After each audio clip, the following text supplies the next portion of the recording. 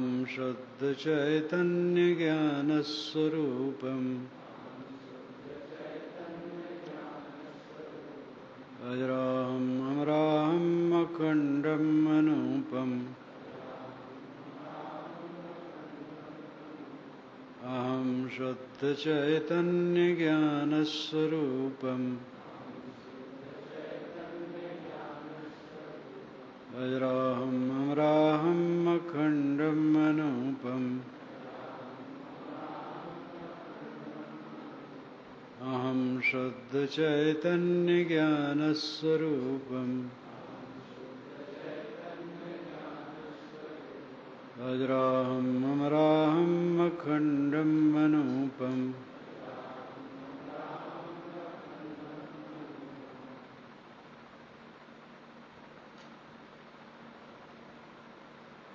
जो चाहो निज तत्व को शब्द ही लेहु परख।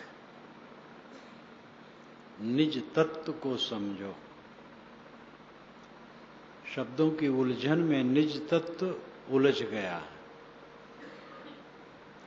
राउर के पिछवारे गावें चार्यु सैन, जीव परा बहुलूट में नाकछु लेन न देन।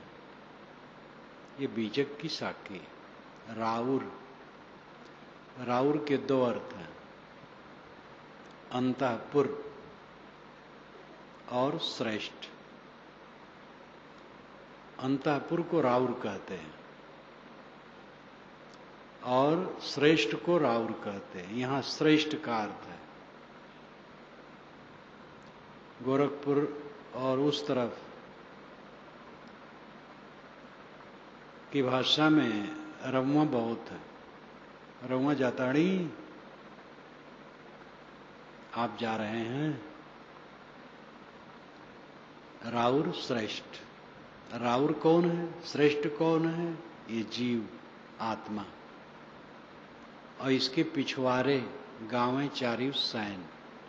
साहब के शब्द भी और कथन भी कैसे अद्भुत अद्भुत है। राउर के पिछवारे गावें चार्यु सैन। राउर श्रेष्ठ, ये जीव आत्मा के पिछवारे पीछे चार्यु सैन गाते हैं। सैन नाम संकेत।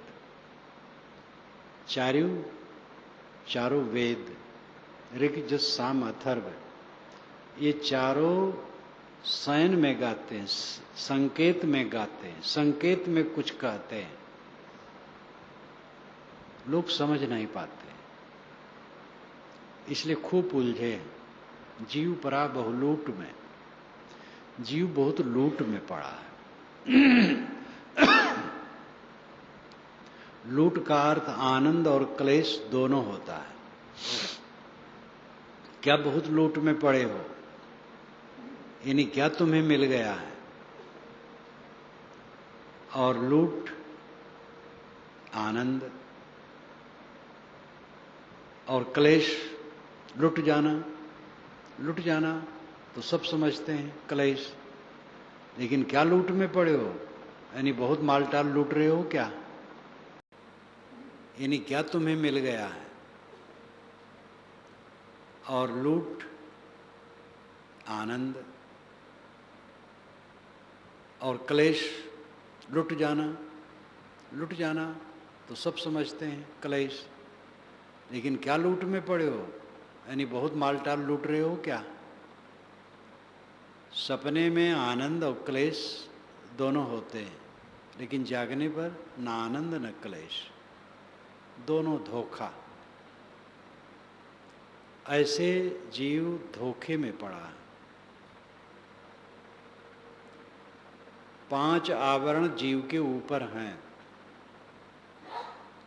अन्न में, प्राण में, मनो में, विज्ञान में, आनंद में।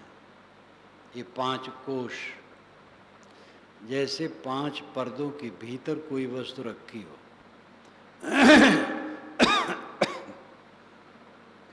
5 खोल हो और 5 खोलों के बीच में वो वस्तु रखी हो।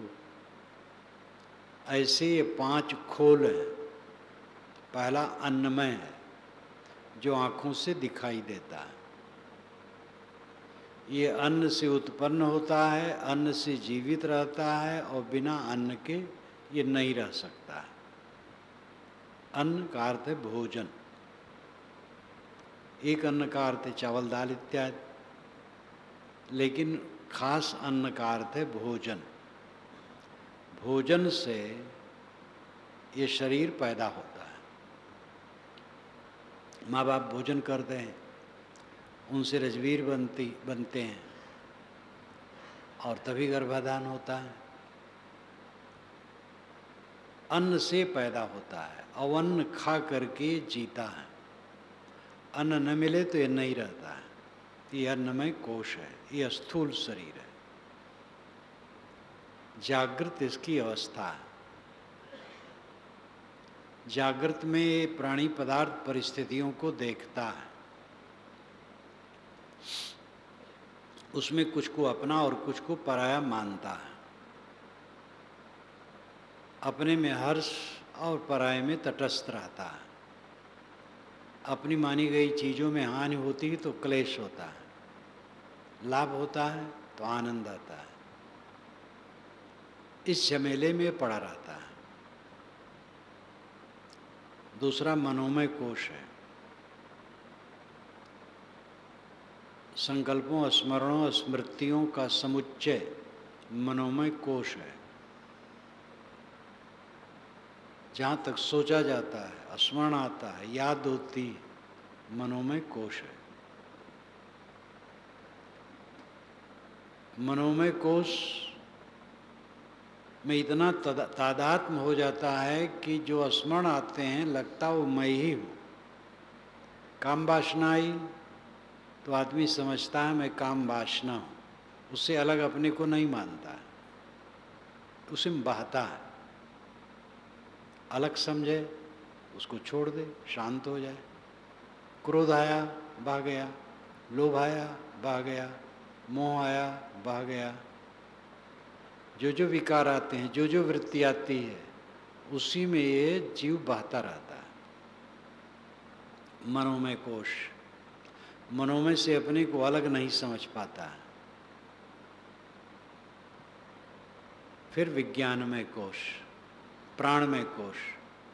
अन्नमय के बाद प्राणमय है, तब मनोमय है। प्राणमय अन्नमय से सूक्ष्म है, लेकिन मनोमय से स्थूल है। प्राणमय वायु का समुच्चय। शरीर में प्राणों का जहाँ तक, वायु का जहाँ तक पसारा है वो प्राणमय कोश है। एक प्राण खास अंदर फेफड़े से बाहर नाक तक हवा का आना जाना, ये प्राणमय कोश प्राण है। लेकिन शरीर भर में प्राण है और वो सब मिला करके प्राणमय कोश है। ये अन्नमय कोश से सूक्ष्म है, लेकिन मनोमय से स्थूल है। उसके बाद मनोमय है और उसके बाद विज्ञानमय है। विज्ञानमय यानी बुद्धि कोश, जहाँ पर बहुत जानकारियों का, ज्ञान विज्ञान का संचय होता है। और अंततः है आनंदमय कोश। आनंदमय कोश का उग्र प्रकटीकरण सुषुप्ति में होता है। सुषुप्ति में कोई क्लेश नहीं रहता है, इसलिए आनंदमय कोश उसमें उजागर रहता है। लेकिन जागृत अवस्था में और स्वप्न में भी वो रहता है। अनुकूल प्राणी पदार्थ परिस्थिति देखकर आनंद की अनुभूति होती है। आनंदमय कोश वहाँ उपस्थित रहता है। इन 5 कोशों की खोल में जीव उलझा है, इन्हीं में घूमता रहता है, रात दिन इन्हीं में घूमता रहता है। इनसे अपने को अलग नहीं समझ पाता है और इनके संबंधित प्राणी पदार्थ और परिस्थितियां होती हैं। जीवन भर प्राणी पदार्थ और परिस्थितियों में होके हर इंसान गुजरता है, उनमें अनुकूल प्रतिकूल लगे रहते हैं, रीझता है, खींचता है, उलझता है, सुखी दुखी होता है, राग द्वेष करता है, लड़ाई झगड़ा करता है, अपने आप का होश हवास नहीं रहता है। तत्व विवेक करो, अपने को पहचानो, आप कौन है। क्या स्थूल शरीर आप हैं? स्थूल शरीर में क्या है? एक हड्डी की झोपड़ी है जिसे ठाठ खड़ा है, कंकाल, मांस है, चाम है, नसों में रक्त का वहन है, टट्टी पेशाब निरंतर बनती है, अनेक विकारी वस्तु इसमें भरी है। यही समुच्चय तो अन्नमय कोश है। इसमें कौन वस्तु आप है? क्या आप घृणित टट्टी पेशाब हैं, हड्डी चाम है, गीला शव, गीला गीला शव, मुर्दा ये शरीर, मांस, रक्त, पसीना से लथपथ लाश। इस लाश को हम अपना स्वरूप मानते हैं। कितना घोर अविवेक है, जो क्षण क्षण बदलता है, स्थिर नहीं है। बचपना का शरीर कहाँ गया? कौमार्ज कहाँ गया? जवानी थोड़े दिन में उड़ जाती है, अधेड़पन आ जाता है और देखते देखते जर्जरता है। निरंतर गतिशील है। जो हरदम बने और बिगड़े, घृणित हो, दुख से भरा हो, वो आत्मा कैसे हो सकता है? अगर ये मेरा स्वरूप होता तो मेरे लिए दुखदाई न होता। अपना स्वरूप कभी अपने को दुखदाई नहीं होता है। आग को आग जलाती नहीं है। अपना स्वरूप अपने लिए अहितकर नहीं होता है। शरीर अपना स्वरूप नहीं है, क्योंकि शरीर के संबंध में जीव को सब समय भय और कष्ट है, पदे पदे तकलीफ है, भय से भरा है और इसका कुछ ठिकाना नहीं है कब ये लुढ़क जाए। तो क्या मैं यही स्थूल काया हूँ? मैं तो ज्ञाता हूँ। कुछ सामान्य लोग समझते हैं मैं प्राण हूँ। प्राण और आत्मा का भिन्नत्व तो नहीं समझते। प्राण तो हवा है। प्राणायाम क्रिया द्वारा हम प्राण पर संयमन कर लेते हैं। हठ योगी लोग तो लंबे समय तक प्राण को रोक लेते हैं। तो प्राण नियंत्रित है, नियंत्रक नहीं है। नियंत्रण करने वाला मैं हूँ, मैं नियंत्रक हूँ और ये नियंत्रित है मेरे द्वारा। ऐसी इंद्रियां, स्थूल अन्न शरीर के जो अंग हैं, ये सब स्वयं नियामक नहीं है। नियामक तो जीव है, आत्मा है। ये नियमन में, जीव के नियमन में चलते हैं। जीव इनका नियमन करता है, नियंत्रित करता है। आँख से रूप देखा जाता है, कान से शब्द सुने जाते हैं, नाक से गंध सूंघी जाती है, जीभ से रस चखा जाता है, चाम से ठंडी गर्मी इत्यादि कोमल कठोर स्पर्श का ज्ञान होता है। अगर एक आदमी खाता हो, एक सूंघता हो, एक देखता हो, एक सुनता हो, एक स्पर्श करता हो, तो ये पांचों विषयों का ज्ञान एक छठे को नहीं होगा। लेकिन इस शरीर में जो कुछ देखा, सुना, सूंघा, खाया, छुआ जाता है, सबका अनुभव मैं को होता है। जो मैं तत्व सब में है। मैंने स्वाद लिया, मैंने सूंघा, मैंने छुआ, मैंने देखा, मैंने सुना। एक मैं को, जो मैं तत्व है, उसी को बोध होता है। इसलिए जो मैं तत्व है, आत्मा, जीव, चेतन, वो नियंत्रक है।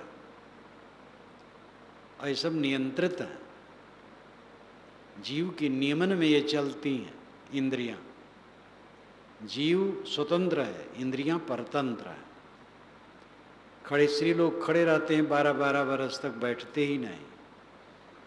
खड़े खड़े टट्टी करते हैं, खड़े खड़े सोते हैं। वो एक पीढ़ा रखे रहते हैं और पीढ़ा में रस्सी पिरो देते हैं और कहीं पेड़ की डाली में या मकान के किसी सातीर में लटका देते हैं। उसी में सीना टिका करके सो जाते हैं। खड़े खड़े टट्टी करेंगे, खड़े खड़े नहाएंगे, खड़े खड़े खाएंगे। 12-12 वर्ष, 15-15 वर्ष खड़े रहते हैं। पैर सूज जाता है, मवाद बहती है, लेकिन पैर उनके बैठ नहीं सकते हैं। मौन हो जाते हैं, उनकी जबान बोल नहीं सकती है। एक हाथ ऊपर उठा लेते ऊर्ध्वबाहु, हाथ सूख जाता है लेकिन नीचे नहीं करते हैं। ये बल है जीव में। जीव इनका नियंत्रक है। इंद्रियां स्वतंत्र नहीं है, इंद्रियों पर जीव आत्मा स्वतंत्र है। ऐसे प्राण आता जाता है, प्राण का साक्षी आत्मा है, मैं प्राण नहीं हूं। तीसरा कोष मन, संस्कारों का समुच्चय, स्मृतियों का समुच्चय। मेरा मन चंचल है, मेरा मन स्थिर है, इसका बोध किसको होता है?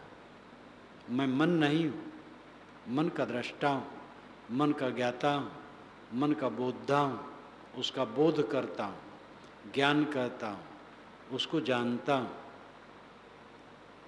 मन भागता है, मन परेशान करता है। कई लोग काफ़ी मन से परेशान होते हैं क्योंकि उनके अंदर में कामनाएं बड़ी लंबी लंबी है, अहंकार है। अहंकार और कामना से आदमी का मन उद्वेगित होता है। जैसे जहरीला सांप अत्यंत भयानक होता है, उसको क्रोध बहुत होता है और कोई भी प्रतिक्रिया उत्साह नहीं पाता है। ऐसे घोर अहंकार की दशा है। जरा सी प्रतिकूलता सहन नहीं, फनफना उठता है। और इसी को लेकर के मन का उद्वेग बढ़ता है। इच्छाएं लंबी लंबी हैं, पूरी होने वाली तो हैं नहीं। आज तक किसी की पूरी नहीं हुई, आगे भी पूरी किसी की नहीं हुई। थोड़ी मोड़ी कहीं पूरी हो जाती है। हजारों ख्वाहिशें ऐसी कि हर ख्वाहिश पे दम निकले, बहुत निकले मेरे अरमान, लेकिन फिर भी कम निकले।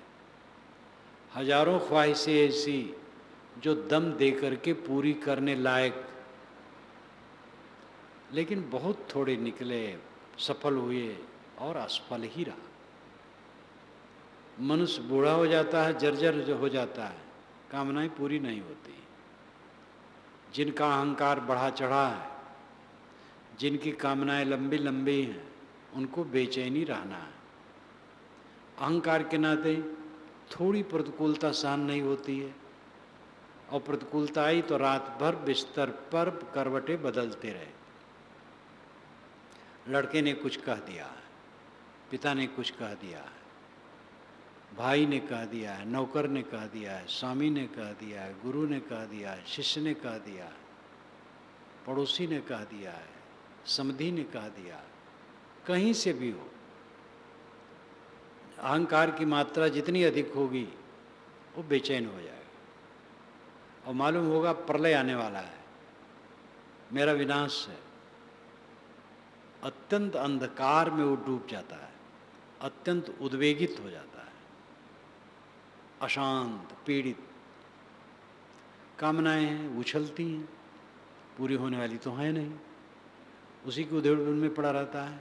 तो मन का उद्वेग, मन के उद्वेग में सारा संसार जल रहा है।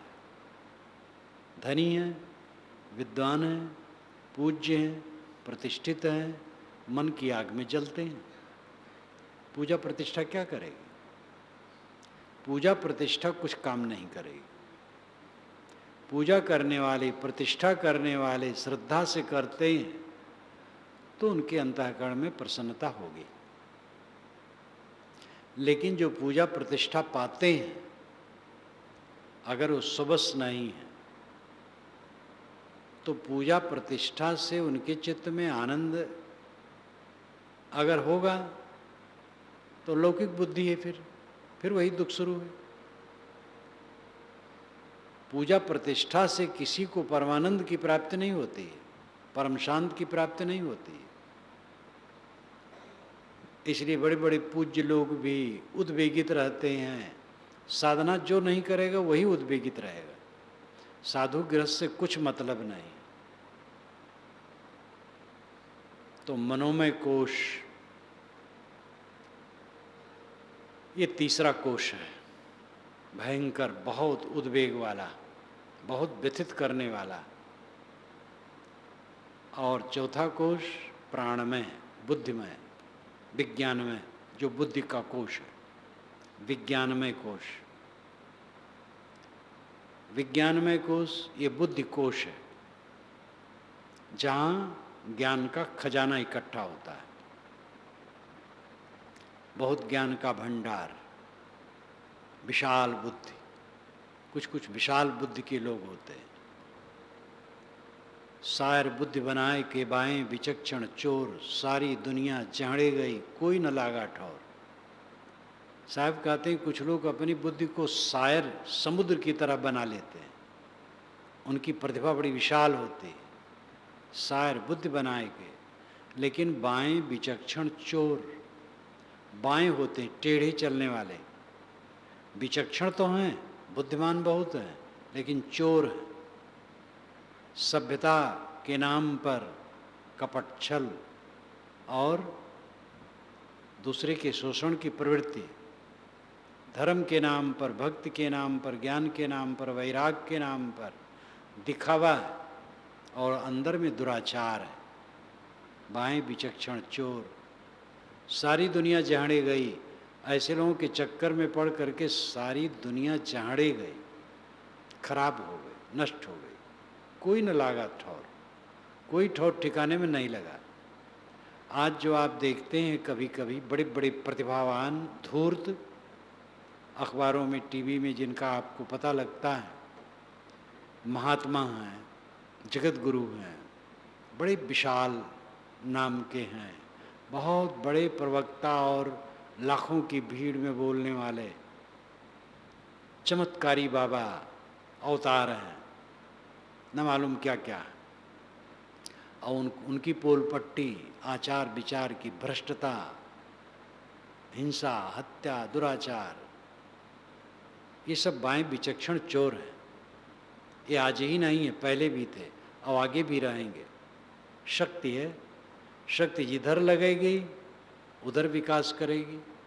दुनिया के बड़े बड़े संत, चोर डाकू होते तो बहुत बड़े बड़े डाकू होते हैं, और जो डाकू चोर हुए हैं दुनिया में वे संत होते तो बहुत बड़े संत होते। शक्ति है, जिस तरफ लग जाए। रत्नाकर डाकू जो प्राणियों की, मनुष्यों की हत्या करके सब लूट लेते थे। लूटना उद्देश्य केवल नहीं, मार भी डालना। वही जब साधना में लगे तो महर्षि वाल्मीकि महाकाव्य, प्रथम महाकाव्य के रचयिता हुए। शक्ति जिधर लगा दी जाए उधर विकास होगा। तो बुद्धि का बड़ा खजाना, लेकिन संयम नहीं। जो बुद्धि में है, बहुत जानते हैं, उसी में हम अपने को भुला देते हैं और उसी में समझते हैं मालटाल हमारे पास है। ये बहुत जानना कोई फायदा नहीं करेगा। और आनंदमय कोश, आनंदमय कोश बहुत सूक्ष्म है और सबके ऊपर छाया रहता है। जहाँ जहाँ अनुकूलता मिलती है, आनंद आता है और वहीं जीव बंधता है, फिर फड़फड़ाता है। मैं भौरा तुम्हें बरजिया, बन बन बास न ले, अटकेगा कहीं बेली से, तड़फ तड़फ जिए दे। साहब कहते, आए भौरा, मैंने तेरे को रोका था, बरजिया, बन बन बास न ले, बन बन में सुगंधी न ले, जगह जगह सुगंधी न ले, नहीं तो अटकेगा कहीं बेल से, विषैली लता से कहीं फंसेगा तो तड़प तड़प करके जान देगा। भंवर विलंबे बाग में बहु फूलन की बास, ऐसे जीव विलंबे विषय में अंतहु चले निराश। भंवरे बाग में विलम गए, भटक गए, मोह गए, भूल गए अपने को। बहु फूलन की बास, पशु आए चर लिए, घास फूस फूल सहित पशु के पेट में चले गए। ऐसे जीव विलंबे विषय में, ऐसे जीव विषयों में विलम गए, भूल गए, और फल क्या हुआ? अंतहु चले निराश। अंतहु चले निराश। केवल इतने का अध्ययन कर लीजिए तो बेड़ा पार हो जाएगा। बड़े बड़े धनपतियों, पूज्यों, प्रतिष्ठितों का अंत देखिए कैसा रहा। दूसरे को तो क्या देखे, अपना देखने की जरूरत है। अगर शांति नहीं है, बेचैनी है, उद्वेग है, अशांति है, कलह है, पीड़ा है, तो फिर जीवन क्या है? पर दोष दर्शन, दूसरे की बुराई, कलह, ईर्ष्या, उद्वेग, अशांत, ये सब जीवन की हार है। अंतम चले निराश। कुछ किसी का रहने वाला नहीं है। आनंदमय कोश ये बांधने वाला, पांचों कोश बांधने वाले हैं। ये चेतना आत्मा इन पांचों से अलग है। इसका लक्षण केवल ज्ञान है, चैतन्य है। बीच में एक बात, मन बुद्धि चित्त अहंकार, ये सूक्ष्म है। ये चेतन से अलग कैसे है, इनसे चेतन अलग कैसे है? एक प्रश्न आया था। मन बुद्धि चित्त अहंकार अंतःकरण को कहते हैं। दो करण हैं। करण कहते हैं जानने के साधन। आँख, नाक, कान, जीभ, चाम, ये पांच बाह्य करण हैं, बाहरी साधन हैं पांचों विषयों को जानने के लिए। पांच ही विषय हैं, छठा विषय नहीं है। शब्द, स्पर्श, रूप, रस, गंध, ये पांच विषय हैं। और इनको जानने के लिए साधन आँख, नाक, कान, जीभ, चाम, ये बाह्यकरण हुए। दूसरा अंतःकरण है। अंतः नाम भीतर, भीतर सुख दुख, अनुकूल प्रतिकूल की अनुभूतियों का दृष्टा, जानने वाला, या जिससे जाना जाए, जिस साधन से, वो अंतःकरण है। जानने वाला तो जीव है, जिस साधन से जाना जाए वो अंतःकरण है। अंतःकरण के चार भेद किए जाते हैं, मन, चित्त, बुद्धि, अहंकार। सोचना मन है, खोजना चित्त है, निर्णय देना बुद्धि है, स्वीकारना अहंकार है। यहाँ अहंकार वो अहंकार नहीं जो जीव को बांधता है। यहाँ स्वीकारना मात्र अहंकार है। हम कमरे में बैठे हैं, आवाज आई, आवाज सोचने लगे, ये मन की अवस्था है। ये आवाज किसकी हो सकती है? जब ऐसा तर्क आया, खोज, तब चित्त की अवस्था आ गई। अंतःकरण को इस समय चित्त कहते हैं। ये आवाज बैल के गले में लगी हुई घंटी की है। ये निर्णय दे दिया बुद्धि ने, ये बुद्धि की अवस्था है। हो सकता है बैल के गले में न लगी हो, कोई बच्चा हाथ में लेके बजाता हो। बुद्धि सब जगह ठीक ही नहीं रहती है, लेकिन निर्णयवती बुद्धि कहते हैं। जो निर्णय दे दे वो बुद्धि। अंतःकरण की ये तीसरी अवस्था है बुद्धि। चौथी स्वीकार, मान लिया हाँ ठीक है, बैल के गले में लगी हुई घंटी की आवाज़ है, मान लिया, ये अहंकार की अवस्था है। एक आदमी कपड़ा सिलता है लेकिन अध्यापन करता है और समय से किसानी का काम करता है, तो वही आदमी किसान भी है, दर्जी भी है, अध्यापक भी है। क्रियाओं के कारण से भिन्न नाम हो गए। ऐसे एक ही अंतःकरण को मन, बुद्धि, चित्त, अहंकार कहते हैं, जिसका एक नाम है अंतःकरण, जानने का भीतरी साधन।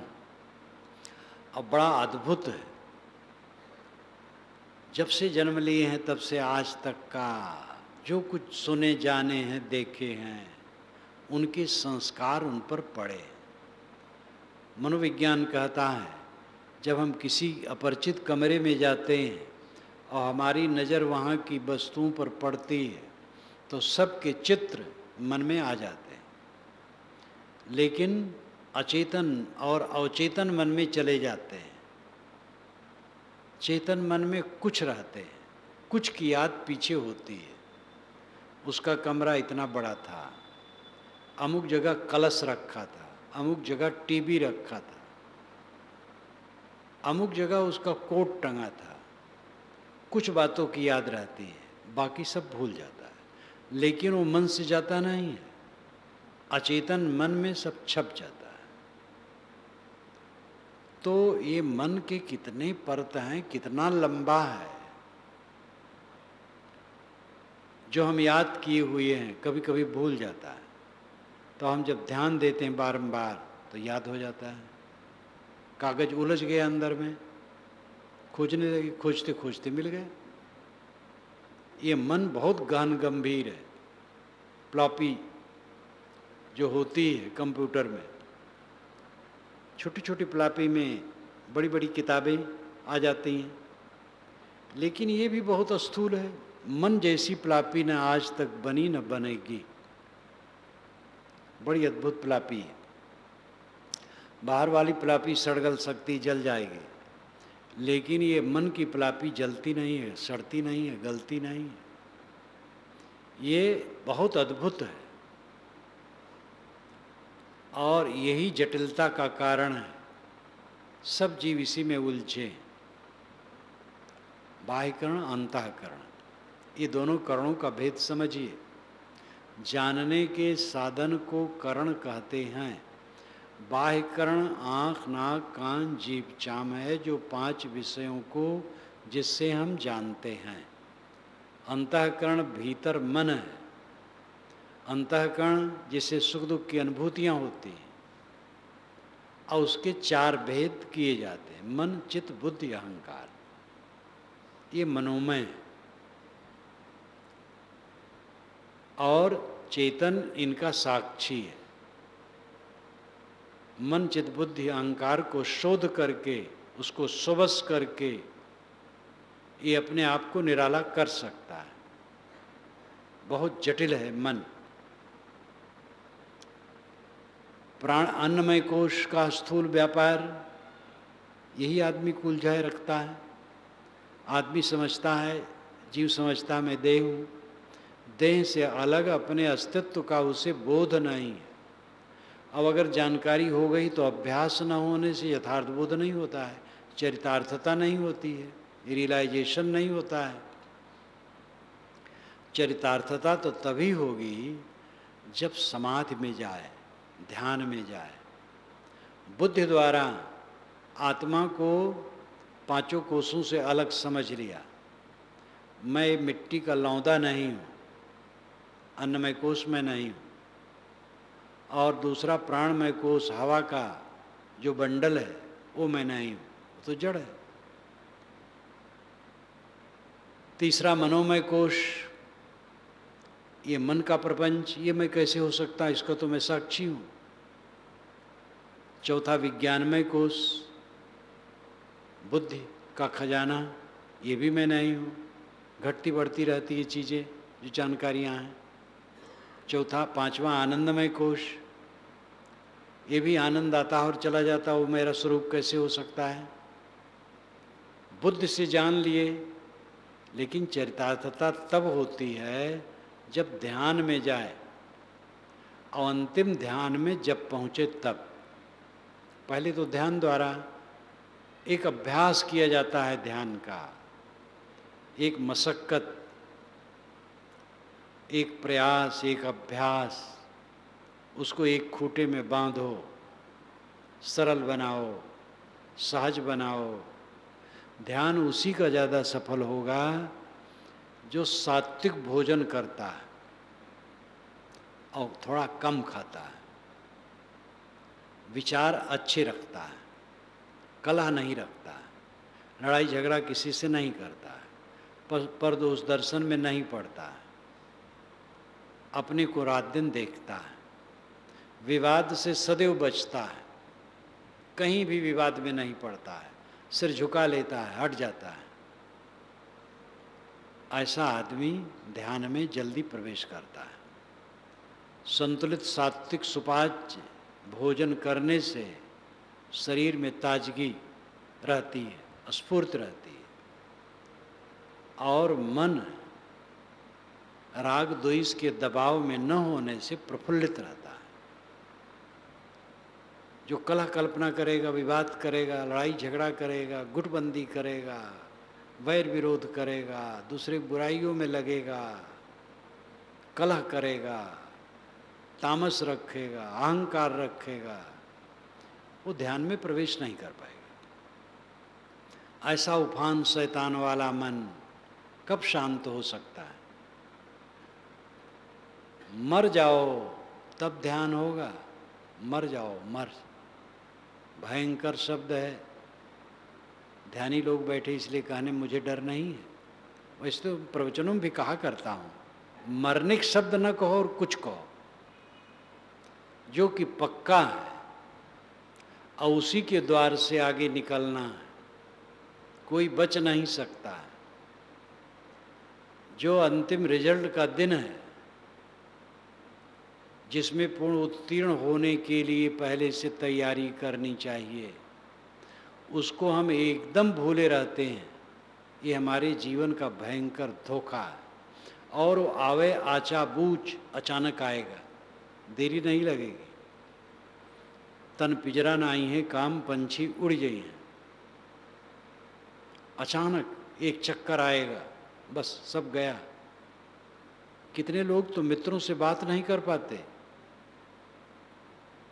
कुछ पता ही नहीं लगता है, क्षण ही गायब, कैसे चले गए। मरो मरो हो गोरख, मरना है मीठा।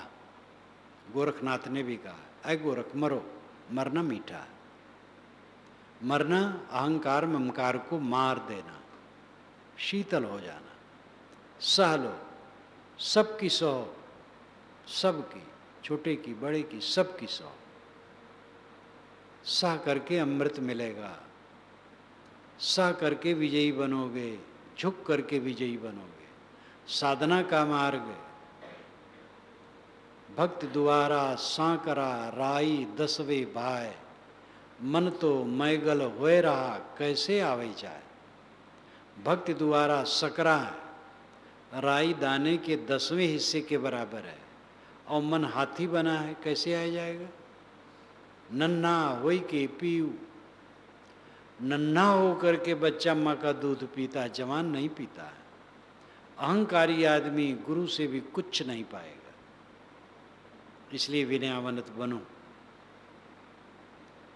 शरीर खोल, अन्नमय मैं नहीं हूँ। दूसरा पर्दा प्राणमय मैं नहीं हूँ। तीसरा पर्दा मनोमय मैं नहीं हूँ। चौथा पर्दा विज्ञानमय, बुद्धि की चमक दमक मैं नहीं हूँ। पांचवा आनंदमय कोश में नहीं हूँ। तब क्या मैं कुछ नहीं हूँ? कुछ नहीं को जानने वाला, इन पांचों कोषों को जानने वाला मैं कुछ नहीं कैसे हूँ? मैं तो सबको जानता हूँ। इन कोषों से अपने को विवेक द्वारा अलग करो, और जब ध्यान में पहुँचोगे मन एकदम शांत हो जाएगा। तब इसका अनुभव होगा कि मैं शरीर मन प्राण नहीं हूँ। एक भौतिकवादी सज्जन जब वो हमारे ध्यान में आने लगे तो ध्यान करते करते वर्षों के बाद उन्होंने कहा, अब मुझे विश्वास होता है और अनुभव होता है कि आत्मा देह से अलग है। अपने को सब में मिलाए मिलाए अलग अनुभव होता ही नहीं। बुद्धि द्वारा समझ लिए तो बुद्धिवाद है। जब चित्त शांत हो, शांत चित्त में, तब अपना अनुभव होता है। अनावरण, कोई मूर्ति स्थापित की जाती है तो उस पर पर्दा डाल देते हैं और किसी बड़े पुरुष को बुला करके उसको अनावृत करते हैं, तब सब देखते हैं। मेरा अपना अस्तित्व आत्मा इन 5 कोषों से आवृत है, ढका है। गुरु का ज्ञान लेकर के इसको अनावृत करना है। इन सब से मैं अलग हूँ। यह स्थूल शरीर निरंतर बदल रहा है, गल रहा है, सड़ रहा है, ये मैं हूँ। ये तो अत्यंत तुच्छ है। ये हवा का बंडल प्राण धौकनी की तरह, ये मैं कैसे हूँ? ये मनोमय, मन का जिसका ठिकाना नहीं, कहाँ कहाँ बहता है, वो मैं कैसे हूँ? जानकारी का बंडल बुद्धि में कैसे हूँ? वो घटती बढ़ती रहती है। अब आनंद आया और गया, वो मैं कैसे हूँ? मैं तो केवल साक्षी, कूटस्थ, निर्विकार, निर्मल हूँ। शश शूर रैन सारदी तहाँ तत्व परलय नाय। शशि, सूर, रैन, सारदी, वहाँ चंद्रमा नहीं, सूरज नहीं, रात नहीं, दिन नहीं, शरद इत्यादि ऋतुएं नहीं, तत्व नहीं, परलय नहीं। न शशांको न पावका है, न वहाँ चंद्रमा है, न पावक है, न सूरज है। सभी संतों ने ये बात कही है। वो किस जगह के लिए कही है? आत्मा के लिए। ब्रह्मधाम, आत्मधाम से अलग कहीं नहीं। आत्मा में दिन रात नहीं है, ऋतुएं नहीं है, जगत प्रपंच नहीं है। गाढ़ी नींद में कहाँ रहता है? वहाँ सब खारिज हो जाता है। वहाँ आत्मा शेष है, लेकिन वो अबोध दशा है। इसलिए जागने पर फिर तकलीफ शुरू होती है। जागते जागते जो सुसुप्त है वो क्लेश रहित है। सुसुप्त का अर्थ है अपने को पाया हुआ। स्व अपीति सुसुप्ति, ये उपनिषद की परिभाषा है। स्व नाम खुद, अपीति नाम पाना, अपने को पाना सुसुप्ति है। स्व अपीति सुसुप्ति, अपने को पा गया। जो आत्मलीन है, जागृत रहते रहते आत्मलीन है। आत्मा राम, आत्मा आरम, आजीवन, ऐसे आरम, आजीवन, जीवन भर। आरम सब तरफ से रमना, जो आत्मा में ही निरंतर रमता है सब तरफ से। उठते बैठते, खाते पीते, चलते फिरते जो आत्मा राम है, वो क्लेश मुक्त है। और ये समाधि में अनुभव होगा और समाधि के बाद व्यवहार में भी उसका अनुभव रहेगा। 5 कोषों से अलग। ये देह स्थिर नहीं है, प्राण स्थिर नहीं है, मन परिवर्तनशील है, बुद्धि परिवर्तनशील है। आनंद कहाँ रहने वाला है? ये सभागार है, ये चारों तरफ का परिसर है, वनस्पतियाँ, फूल से वृक्ष लदे हैं, भवन खड़े हैं, ये सब में आनंद माने तो एक बालकपन है। ये कब तक है? इनका हमारा संबंध कब तक है? माया देख कस रहे हुए भूल, जैसे वनस्पति रही है फूल। ये साहब बसंत में कहते हैं, माया देख करके कैसे भूल रहे हो? जैसे वनस्पतियां फूलती हैं 4 दिन के लिए, फिर सूख जाती हैं। टेसु फूला दिवस 10, खंखर भया पलास। ये रोज का नहीं है, खारिज हो जाएगा। इसी में लाश लेटाई जाएगी। जिस घर में हम रह रहे हैं उसी घर में मेरी लाश लेटाई जाएगी। फिर लोगों को बताएंगे, आ जाओ, उनका शरीर छूट गया। फिर कहेंगे भाई अब तो ले चलो, इसकी गति प्राप्ति कर दो, जो करना चाहिए, कोई रोक नहीं सकेगा। तब इसका संबंध कहाँ रहेगा? ये परिसर, ये भवन, ये सभागार क्षण क्षण बदलने वाला, न मालूम कितने सभागार, न मालूम कितने परिसर, उसके सामने तो एक कण बराबर है। कहाँ रहा? बड़े बड़े राजाओं महाराजाओं का लाल किला देखो, दिल्ली का पर्यटक स्थल है, जहाँ राजा रानी बादशाह रहते थे। आगरा का किला इतना विशाल व्यवस्थित, आगरा का किला तो अपने में और अद्भुत है, लेकिन उसके बनाने वाले थोड़े दिन रहे, केवल स्मारक है। वो भी कब तक रहेगा?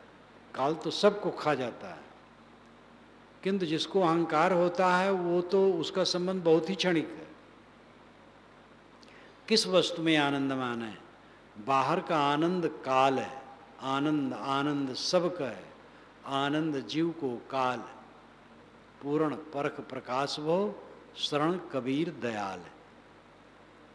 पूर्ण साहब कहते हैं आनंद आनंद सब कहते हैं, लेकिन आनंद जीव का काल है। सदगुरु कबीर दयाल सदगुरु कबीर की शरण में ये परख हुई कि आनंद जीव का काल है। बाहरी चीज़ों में आनंद मानने का मतलब है अपने को धोखा देना। इसमें बैठे हुए बुजुर्ग याद करें, जब वे नौजवान थे, विवाह हुआ था, वे दूल्हा बने थे, उनको दुल्हन मिली थी, उस समय का आनंद उनके चित्त का कब तक रहा? प्रथम मिलन में जो आनंद की कल्पना होती है, क्या वो रहती है? युवक युवती एक दूसरे को स्वर्ग मानते हैं प्रथम मिलन में, वही कुछ दिन के बाद एक दूसरे को नरक देखने लगते हैं। आज तक तलाक खूब बढ़ रहा है हिंदुओं में भी। तलाक न हो तो भी उदासीनता तो पक्की है, ये बनने वाली चीज़ बिगड़ेगी। सारा आनंद क्लेश में जाता है। जो इस चीज़ को समझता है वो नहीं भटकता है। भावुक मन, थोड़ी अनुकूलता मिली गदगद हो गया, ऐसे मानो रोज रहेगा। जवानी कब तक रहेगी? मन में सोच विचार बुलबुला पानी का, 2 दिन में मिट जाए नशा जवानी का। जवानी में जो इतराते थे, अहंकार से उनके पैर जमीन पर नहीं पड़ते थे, संतों की बात की अवहेलना करते थे, अहंकार में ऐसे ऐसे शब्द कहते थे कि हद। आगे चल करके 60 के ऊपर ऐसे बिलबिलाते थे, ऐसे रोते थे कि क्या कहा जाए। सारी चीज़ों में, सारे रंग में भंग होना पक्का है। आनंदमय कोश में उलझ करके ही जीव पीड़ित है। किस चीज़ का आनंद मानते हो? अंतर आनंद, अखंड आनंद है। ये बाहर फूल फुलवारी, घर मकान आश्रम और जो कुछ भी चकर मकर है क्षणिक है, और इसमें रमने वाला पीड़ा पाता है। जो आत्मा में रमता है वो परमानंद पाता है। अन्नमय कोश, स्थूल शरीर, वो अपना स्वरूप मत समझो। प्राण में ये धोकरी जो चलती है, ये प्राण तो हरदम बाहर निकलता भीतर आता है। आप सब इतने लोग बैठे हैं, आप सबके अंदर का प्राण हवा हमारे अंदर आ चुका है और हमारे अंदर का आपके अंदर जा चुका है। कौन इसमें पराया है? कौन छोटा बड़ा है? कौन ऊंच नीच है? पिंडांडे सुब्रह्मांडे विवेक करके देखा जाए, सारा संसार गुथा है, सब साझी की चीज है। कौन अपनी चीज है? ये सब से अपने को अलग समझो। समाधि में ठीक से पहुंच जाओ, तब इसका अनुभव होगा। संकल्प शून्य, कोई संकल्प नहीं। संकल्पों के समाप्त होने पर शेष स्वयं शुद्ध चेतन रह जाता है, आत्मस्तित्व। सारे संकल्प शांत हो गए अपने आप, वही परम पद है। और जहाँ बाहर आनंद माने कलेश शुरू, तत्काल तो नहीं लगता है। ये मन भुलौना, थोड़ी अनुकूलता पाया गदगद हो गया, वो प्रतिकूलता होगी, वो छिनेगा, फिर पीड़ा कई गुना अधिक। इसलिए प्राप्त अनुकूलता में आनंद मानने का बालकपन छोड़ो।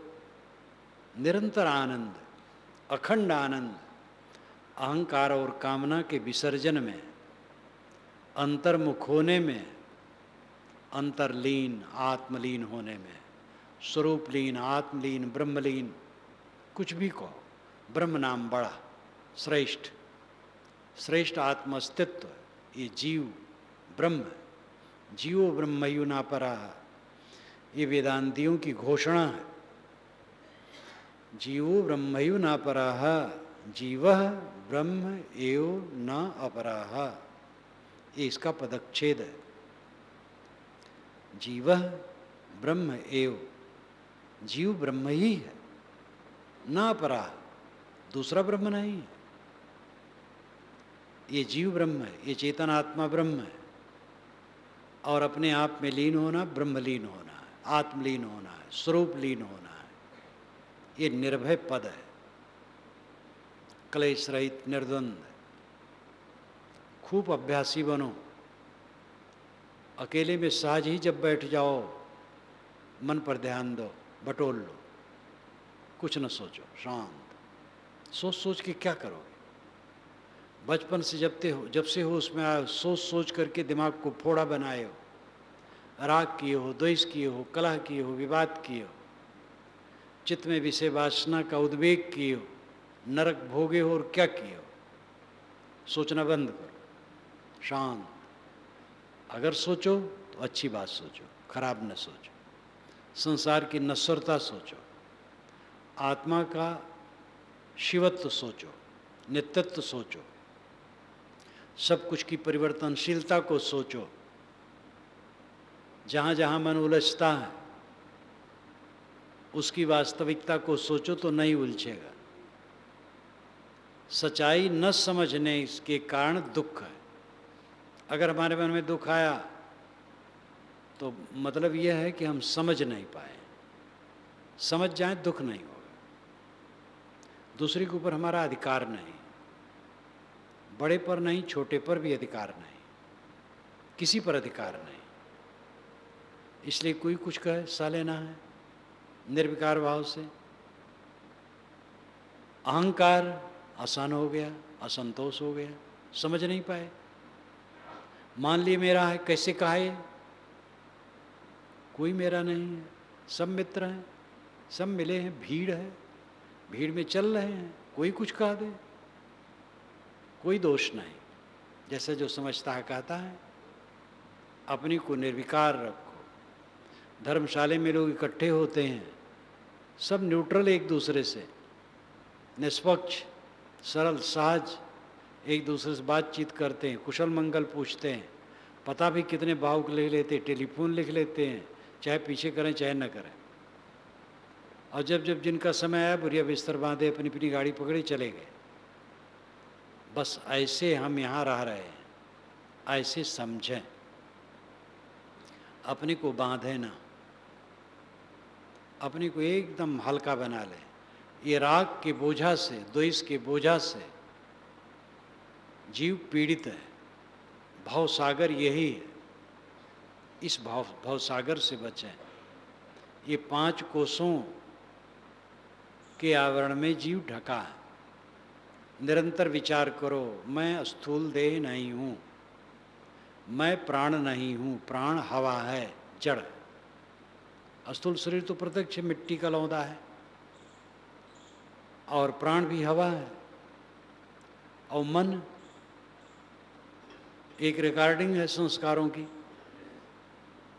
और बुद्धि चेतन के साहचर्य से वह एक ऐसा स्थान है जहाँ जानकारियों का संग्रह है, वो भी औपाधिक है, नित्य आत्मा में नहीं है। और जहाँ अनुकूलता में सुखानुभूति होती है वो भी कोई स्थिर तत्व तो नहीं है। इसलिए सबसे मैं भिन्न हूँ। इन सब से जो अपने को भिन्न निरंतर समझता है वह शोक मुक्त हो जाता है, क्लेश रहित हो जाता है। इन सब बातों को जो पहली बार सुने हैं उनमें से कुछ लोग ऐसे भी होंगे जो पूरा नहीं समझते होंगे, लेकिन ये बारंबार सुनने की चीज़ है, बारंबार पढ़ने मनन करने की चीज़ है। एक बार में कुछ नहीं होता है। सामान्य अध्यापक के पद के प्राप्त के लिए भी बच्चे छुटपन से 20-25 वर्ष की उम्र तक पढ़ते हैं तो सामान्य अध्यापक होते हैं। अब अध्यात्म का जो उच्चतम विषय है लोग खड़े खड़े समझ लेना चाहते हैं। एक फोन आया युवक का, मन के विषय में, बुद्धि के विषय में, साक्षी भाव में, कहा महाराज इसको समझा दीजिए। मैंने कहा फोन से कहीं समझा मिलेगा ये? आओ। तो दूसरे दिन आ गया। 150-200 किलोमीटर पर दूरी पर वो है, बड़ा उत्साही है, आ जाता है। आ गया, समझाया, खुश हुआ, गया, फिर फ़ोन किया। मैंने कहा फ़ोन से ज़्यादा बात नहीं, फ़ोन से कुशल मंगल बहुत है, ये सब विषय फ़ोन से नहीं होता है। कितने लोग हैं खड़े खड़े प्रश्न करते हैं, महाराज जरा बता दीजिए, गाड़ी मेरी जल्दी है। अध्यात्म का विषय खड़े खड़े सुनना चाहते हैं। और कामों में तो लगे हैं खूब डट करके, लेकिन इसी में शॉर्टकट रास्ता चाहते हैं। शॉर्टकट रास्ता कोई नहीं। अपने आप को सबसे अलग कर लेना, यही आत्मज्ञान का फल है। जो चाहो निज तत्व को, निज तत्व आत्म तत्व शुद्ध चेतन मात्र, जो सब समय ज्ञान स्वरूप है, निर्मल है, उसमें कोई शोक मोह नहीं है, वही आप है। लेकिन आप अपने को देह प्राण मन बुद्धि अहंकार मान करके उलझे और दुखी। इन बातों का बारंबार मनन करें। ऐसी बात पर जो अधिकारी पुरुष हैं उनसे पूछें, ऐसी पुस्तकें पढ़ें, चिंतन करें, स्वरूप ज्ञान के विषय को ठीक से समझें, अपने आप को देह मन प्राण बुद्धि से अलग समझ करके स्थित बनावें। यही आध्यात्मिक पथ है। अहम शुद्ध चैतन्य ज्ञान स्वरूपम अजराम अमराहम अखंडम अनूपम अहम शुद्ध चैतन्य ज्ञान स्वरूपम अजराहम अमराहम अखंडम अनूपम अहम शुद्ध चैतन्य ज्ञान स्वरूपम अजराहम अमराहम अखंडम अनूपम अहम शुद्ध चैतन्य ज्ञान स्वरूपम अजराहम अमराहम अखंडम अनूपम